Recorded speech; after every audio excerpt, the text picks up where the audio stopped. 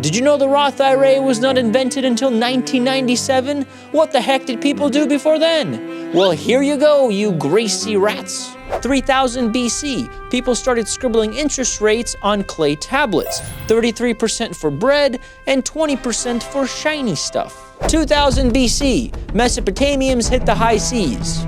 Well, sort of. They built a bunch of boats and kind of like floated around rivers looking for trades. Multiple investors would assemble and make a contract for each voyage. Contracts help spread risk across partners, making voyages profit-seeking projects rather than simple trades. 1754 BC, our boy Mr. Hammurabi of Babylon makes a bunch of laws, like workers must be paid agreeable wages, builders are responsible for their buildings, if a woman enters a bar she might be burned alive, you know, just the basic stuff. But more importantly, the laws capped interest rates, meaning investing becomes enforceable by law. 1000 BC, Phoenician investors started spreading risk across different voyages. Now they weren't just betting everything on one boat, they wanted to see multiple poop decks multiple times, if you know what I mean. Diversification. 600 BC, Babylon. Loans are forgiven if cargo is lost, aka investors accept total loss for a chance of very high rewards, aka early venture capitalism, aka origins of Silicon Valley, aka no Babylon, no uninsured DoorDash biker drifting on ice to New York City traffic trying to deliver to your 12-ounce Baja Blast at 3 in the morning, all because you didn't want to put on a hat because it would ruin your hair. Oh, and the bike is also on fire too. So, 100 CE. Rome wasn't built in a day, but they did sell the rights to collect taxes to a bunch of randos, who then profited by forcing citizens to pay more. What's even cooler is that they sold shares of their companies to investors, making tax collection a tradable asset. Romans also created the earliest forms of pensions. Remember those? Whatever happened to those guys? When soldiers retired, they would receive some money or a block of land. 476 CE, Rome taps out, formal capital markets crumble, people go back to betting on boats. 600s, this dude says it's zero time. He creates zero, you know, like the number, and this guy creates formalized algebra. We can now calculate. Fibonacci's Liberace, the world's OG math book. Fibonacci was considered one of the most talented mathematicians of his time. I mean, nowadays equivalent to like a 10th grader. Jokes aside, this was huge because Europe went from this to this. Now that math was on their side, merchants could more easily manage risk, calculate returns, and make some wealthy people more wealthy. 1100s, merchant banks allow investors to pool capital and spread risk across multiple investors. So one person didn't have to full send on a voyage and then lose everything when the boat was attacked by Mega Squidward. 1300s, labor shortages shift power away from landowners, forcing capital to flow towards productivity investments. Cost for labor up, profits down. To prevent themselves from falling to the middle class, businessmen start investing in technology. This pushed society as a whole to invest in economic productivity rather than relying on passive profits from ownership and rent. In 1407, the Bank of Genoa was like,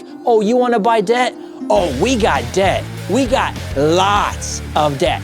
People could now give loans to the government and then trade those loans with friends. Instead of betting your life savings on a little vessel, you could bet it on your government. But these were short-term loans for specific projects, like roads or a nice curvy boat. There was also a lot of risk. Your payout relied on the country's stability. However, this did bridge the gap between private investing and public finance. But the question remained, where does one go to trade?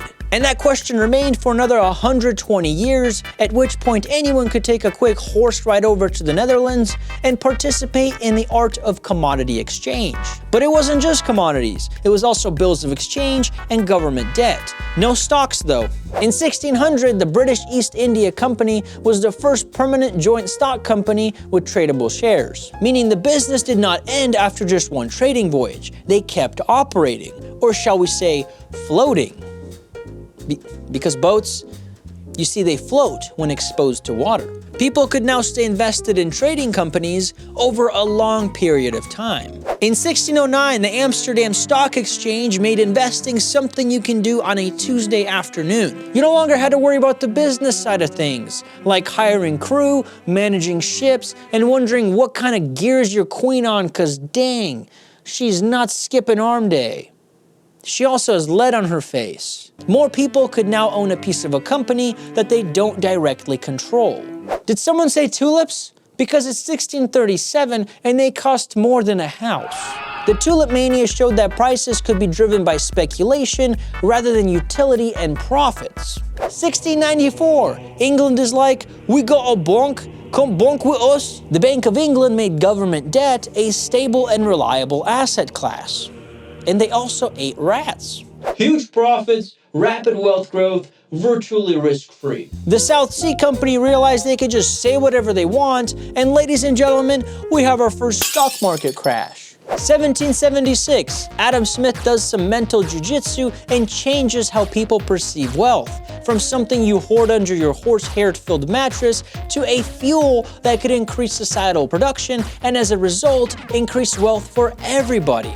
This was the foundation for modern-day capitalism. 1792, a couple of nerds gather under a tree, in fact a buttonwood tree, and form a little club that no one else can join. Well, other people can give them money and make money. You see, the nerds were brokers and they made the New York Stock Exchange. 1800s, factories generate predictable cash flow, making long-term investing calculatable. The Industrial Revolution?